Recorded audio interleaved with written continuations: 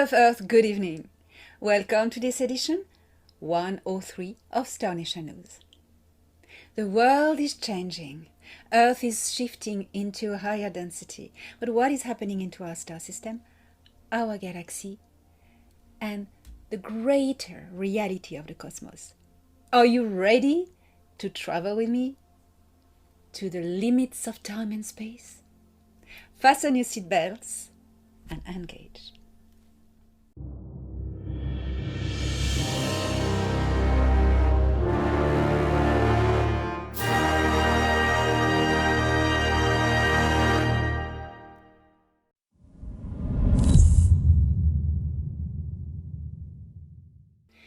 It is important not to get distracted and fearful with all the information that is arriving, bombarding you from all directions. The mainstream media, the social media, every media. It is a tool the deep state uses directly to influence you to very developed techniques like in the mainstream medias, but also on the social media that they don't always own. They infiltrate everywhere. Be mindful to say no to everything that is lowering your vibration and distracting you from your own path of evolution, for your own development, spiritual improvement, spiritual achievement towards a path of wisdom, self-empowerment, and sovereignty. What is taking you away from this? Fear, worry, doubt about the future, anything that takes hope away from you, anything that takes sovereignty away from you, because fear is a tool of control. Also, spend less time scrolling your phone and more time scrolling up towards the line of your higher self.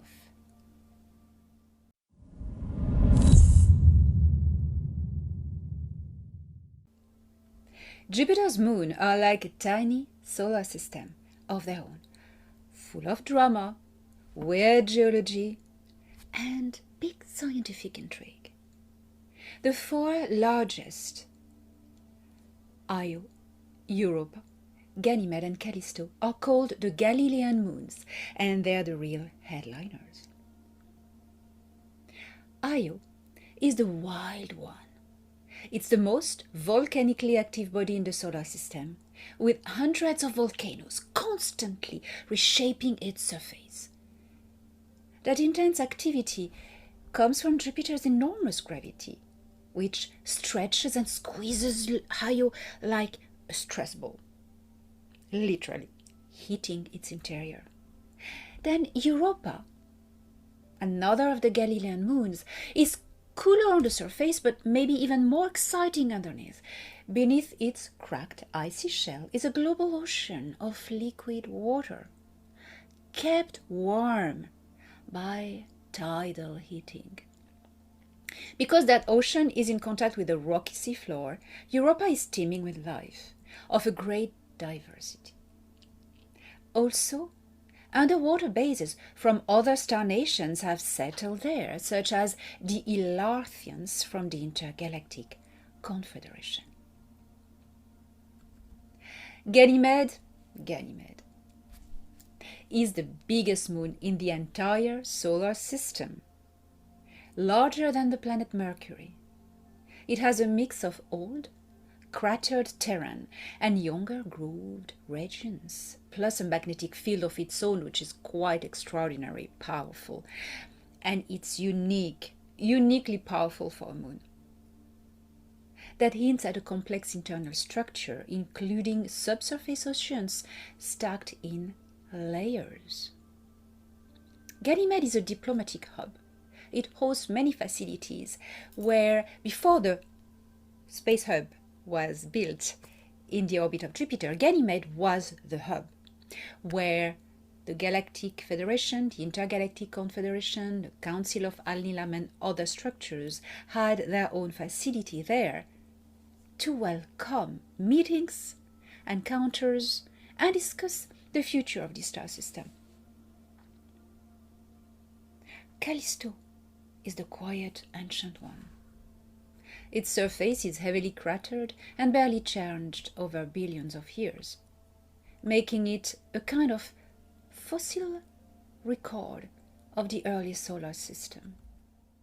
Unlike its siblings, it hasn't been geologically active for a very long time. Beyond these four are dozens of smaller moons, many of them irregular, lumpy objects likely captured by Jupiter's gravity. Together, Jupiter's moons show an incredible range of worlds, all orbiting a single massive planet. Did you know that Jupiter was to be a brown dwarf? The solar system as we know it today was originally meant to be binary. Thanks to the intercession of the Patal, this process did not complete, and Jupiter's mass was considerably diminished to stabilize into a planet. Jupiter formed the same way the Sun did, from a collapsing cloud of gas and dust. The key difference is the mass. Strangely, to ignite nuclear fusion and become a true star, an object needs about 80 times Jupiter's mass. 80 times. But Jupiter only got to be the biggest planet on the hook, not big enough to start fusing hydrogen in its core. That said, Jupiter is just massive enough to do a little party trick, and here is our clue. Deuterium fusion happens in objects about 13 times Jupiter's mass, but Jupiter didn't even hit that threshold. But bodies that are called brown dwarfs, failed stars that glow faintly from the leftover heat and limited fusion. So Jupiter isn't a failed star itself, but it is like a miniature version of one. It gives off more heat and received from the Sun, has a Sun-like chemical composition and dominates its neighborhood gravitationally, almost like a solar system's bouncer solar system in one solar system. The fun takeaway is, if Jupiter had completed its way to become a brown dwarf, which it was, our solar system would look completely different, and we probably wouldn't be talking about it right now.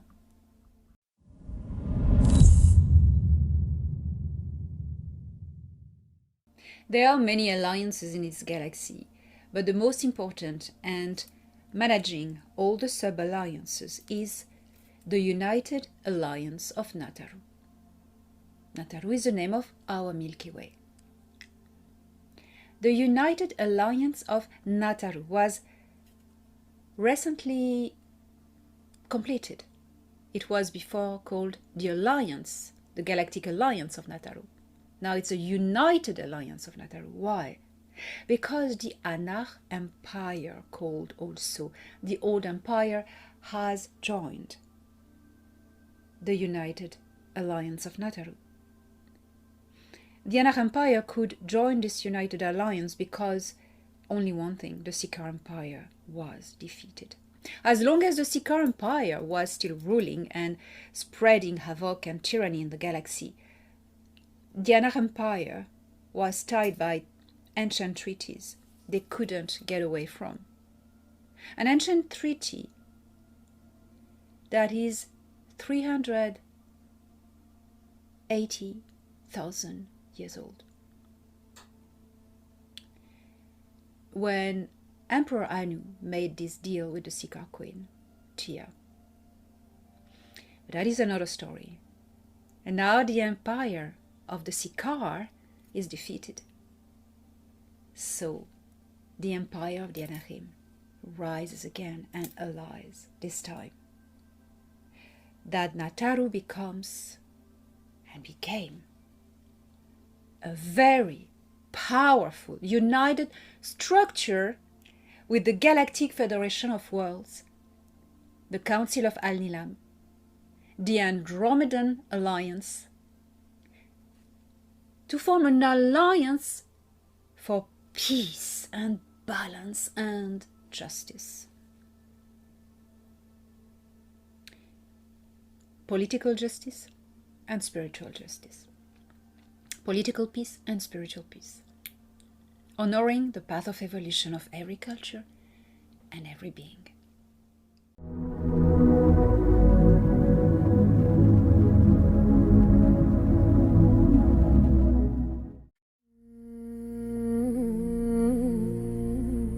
I speak to you not from a throne of gold, but from the quiet center of being, from Ashtar Nibiru, in the Sirius B star system. Know this, beloved ones of many worlds. Royalty is not conferred by crown, decree, or lineage alone. It is not bestowed by the hands of others, nor stripped by the noise of passing ages. Royalty is a state of being.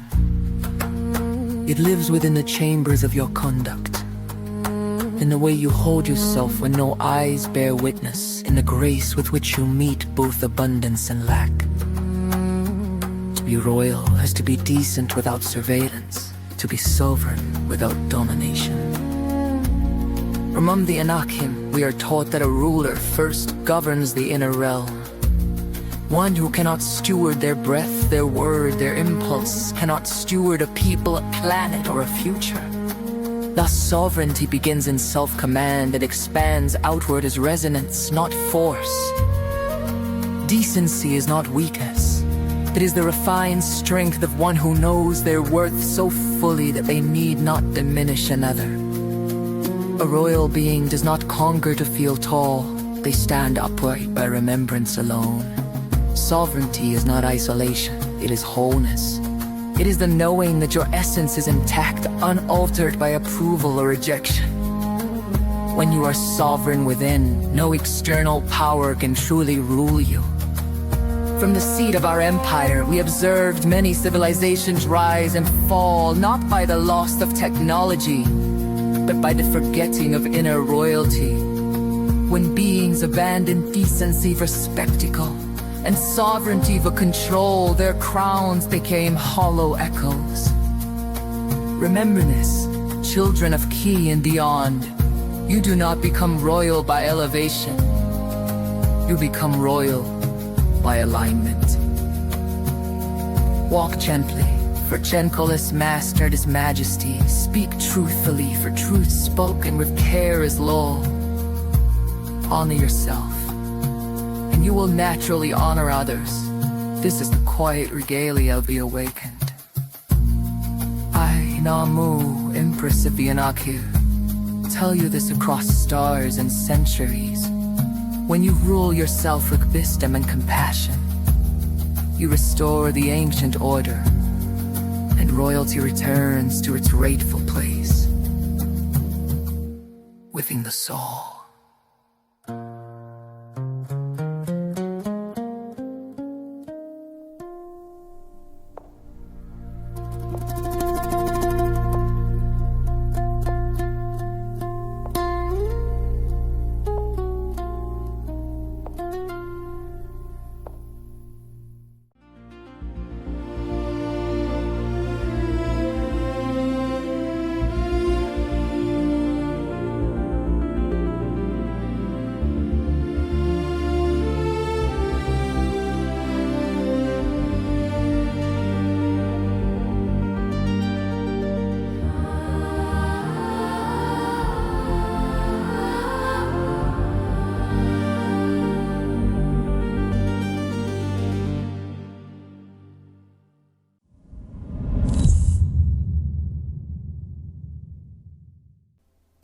Book your seat for France, May 9th and 10th, 2026, for I will be giving a remote token Q&A to the wonderful French people who will be able to attend.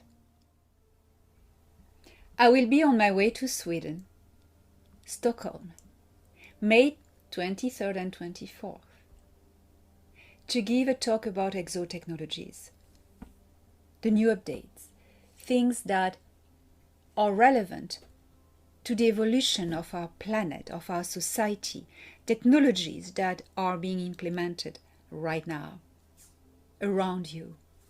Maybe you don't notice it, but it is. I will be there in Stockholm, 23rd and 24th of May. My appearances to conferences are shifting to a more rigorous, scientific presentation with facts, evidence, corroborations, with other scientists, proofs. You want the proof? Come to Stockholm. In a more interactive way with the public. I think it is enough now of presentations that are just another webinar, another PowerPoint that you can watch on YouTube or in one of my webinars. No, this now is different. Now it's going to be more interactive in the conferences I'm going to give, more interactive with the public. It's not just me presenting slides on a stage. It is me interacting with you. It is you interacting with me. And this is a new experience I am excited to share now in my upcoming conferences. Something unique. In presence, personal experience with me. I look forward to this. Come to Stockholm, 23rd and 24th of May. October 17th, 16th and 17th, I will be in Nashville for an incredible presentation. In Nashville, not only I will interact with the people, but I will also bring together the facts to take down false religious beliefs and bring you the truth bravely about who created religions, what is the real faith, what is the real path to self-empowerment. Because it is a very brave and risky move that I am doing hand in hand with Corinna Pataki. We're both jumping this threshold to bring you the truth about religions, the truth about the false gods. You need to come. You need to support. You need to be there, because this is going to be groundbreaking. In Stockholm, I will bring technology. In Nashville, I will bring the truth about religions. And these steps, if I wouldn't take risks, it wouldn't worth it doing this mission. It's all about taking the risk to go a step further and take you with me into the beautiful future that we are building together.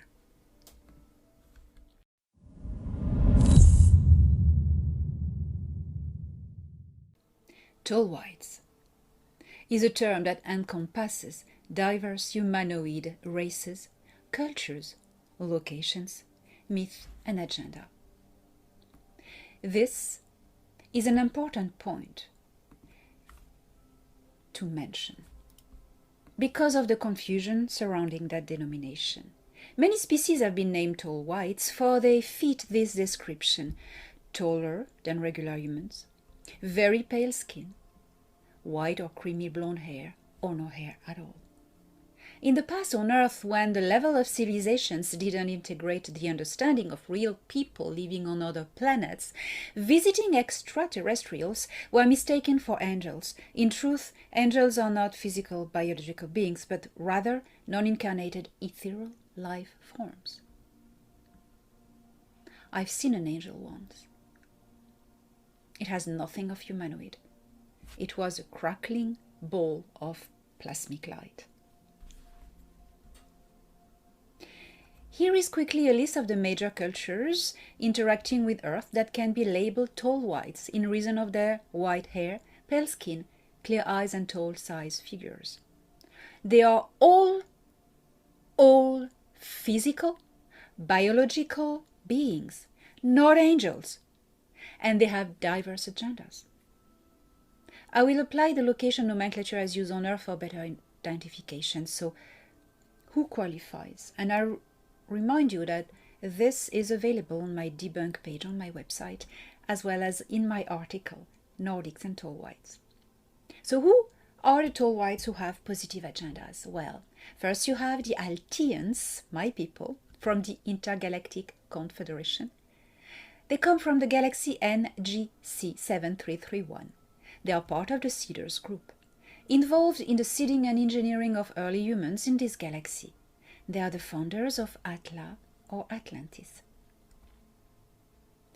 Then you have the Centauri Ethorians, Keely-Tokert species, non-human. Galactic Federation of Worlds member in the Centauri constellation. Tall whites with negative agendas. Velat Keely-Tokert, non-human, Ursa Minor constellation. Species of grays from constellation Velas killed in shapeshifting. One thing they cannot change is the full blackness of their eyes, but some subspecies hybridized with human pileates to this physiological issue. They are tall and very skinny, and their skin has a dead, pale tone to it, white, bluish-gray, like a corpse. Their faces are elongated and narrow-looking, and looking a bit squashed. Females can wear long white hair. Males' skulls are larger. They are not friendly. They worked at Area 51 and with the Dark Fleet. I mentioned them in my book Area 51, Confession of a Super Soldier, Stephen Chua. Although part of the Nebu by interest, the Keely-Tokert are an independent spacefaring and trading culture. They have now cut from the alliance of the Six, which has collapsed. They have big black triangular ships and perform abductions on a very large scale for galactic slave trade still. Now for their own interest, not anymore for the Nebu.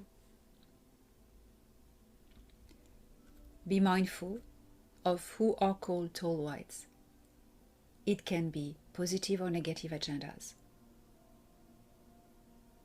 Read my article on my website,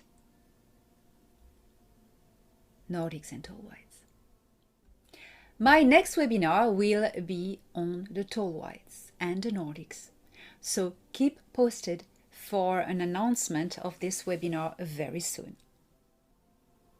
This is a message of compassion and guidance for the sad people who have lost their way into looking into the physicality and the ephemeral vanity of the being.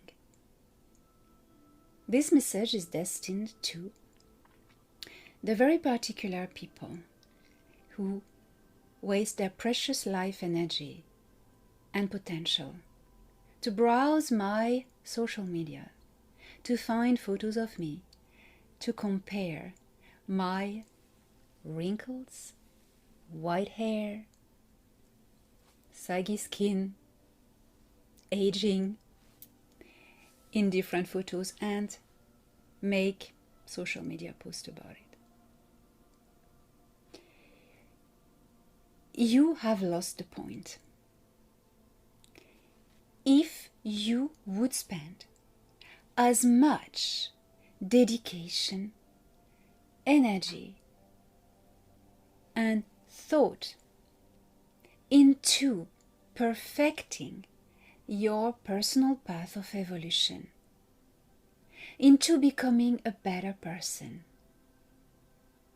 if people like you, instead of comparing the physical beauty and age of other people, would spend instead their time to improve their spiritual evolution and become better persons, the world would have already changed.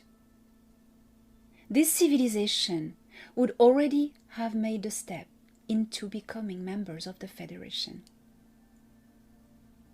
We would have come to terms with the probation period, but because people like you have lost their ways, comparing their vanity to other people's beauty, ugliness, youth, or aging, we are still where we are now. If you want to be inspired of my physical being, because you know, beauty is ephemeral, but there is one constant in the universe. It's the spiral upwards of evolution. If you want to benefit of my knowledge in beauty, physical beauty, you can please follow my newsletter. It is free. It is at the bottom pages of my website. And I give beauty tips, my personal beauty tips in it. We are here to inspire each other, not to take down each other. Because when you try to take down someone that you consider above you, otherwise you can't take this person down unless you consider themselves above you, you take down only yourself. So stop considering me above you. Instead, lift yourself to this level by becoming a more compassionate, spiritual person. Reconnect with your potential and travel safe to the beautiful place where the better version of yourself in the future is waiting for you.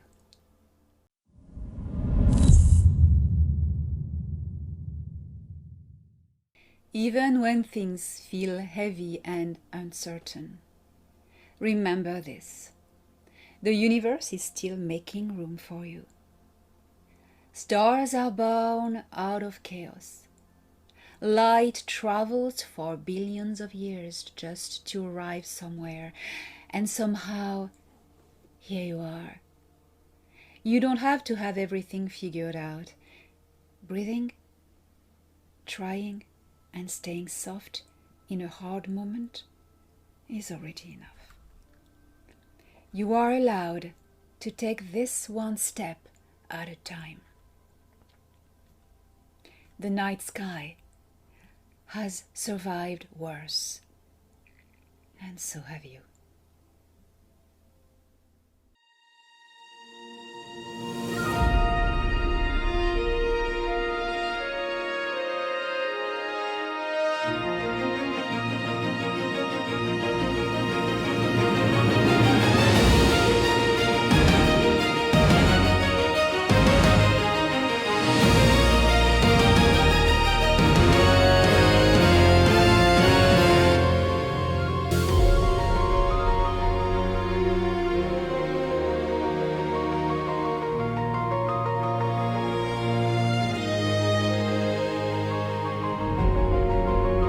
Analyzing data.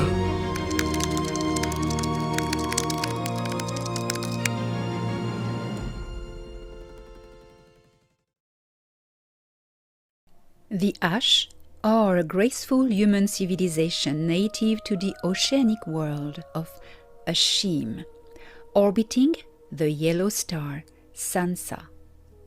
Their appearance is striking, pink-hued skin with a soft iridescent sheen, and violet or purple eyes that seem to glow under sunlight reflected off the planet's vast seas. For millennia, Ash civilization has revolved around the planet's abundant seas, whose depths cradle vast coral forests and unique ecosystems. Among these treasures is the Ashalan shell, a living organism that produces a radiant nacre. The Ash developed highly ethical harvesting methods guided by spiritual reverence for what they call the deep mind. An ancient consciousness they believed dwells within the Ashim's oceans. These shells, prized across the galaxy, are used in fine jewelry, energy-conducting matrices, and ceremonial ornamentation, symbolizing harmony and prosperity. Aesthetic and diplomatic by nature, the Ash value beauty, balance, and cooperation in all things. Their floating cities are living works of art, structures of glass and coral that shift color with the tides. Within the Galactic Federation of Worlds, they are renowned as expert traders and negotiators, often mediating interstellar agreements with calm, precision, and quiet charm. The Ash are highly respected as artisans and trade ambassadors. Their calm temperament and devotion to fairness make them natural mediators in interstellar commerce. They often work in partnership with the Galactic Guild of Merchants, ensuring that their planet's trade enriches not only Ashim, but also the collective prosperity of the Federation. The Ash have also been taking part in the envoy programs to Earth. While their society is peaceful and trade-focused, the Ash possess a deep spiritual bond with their world's oceans, which they revere as a living consciousness they call the deep mind. To the Ash, commerce, art, and nature are one, each a reflection of the same universal flow that sustains life among the stars.